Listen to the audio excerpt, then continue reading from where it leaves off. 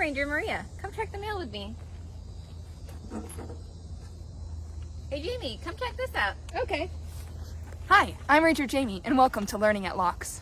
So we got a letter, and it says, Dear Loxahatchee, I'm planning to eat a lot of food this week, specifically turkey.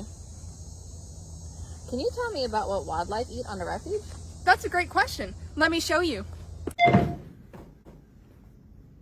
So, just like you and me, wildlife needs to eat other things in order to survive.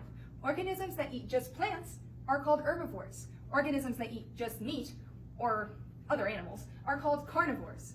And then organisms that eat both plants and animals are called omnivores. Now, when one species eats another, a transfer of energy occurs from nutrients and gives the animals enough energy to be able to perform their daily life. And we're going to show you an example of how this occurs on our refuge. Hey Bill, will you read this? The back of this? Hold this up. The sawgrass is eaten by the grass shrimp. Casey, do you have 10 seconds? I have to hold it up like this. The grass shrimp is eaten by the bluegill. The sawgrass is eaten by the grass shrimp. David, can you read this real quick, please?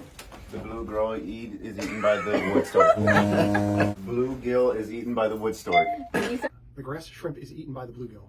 The sawgrass is eaten by the grass shrimp. Hey, Michelle. Can you read this for us?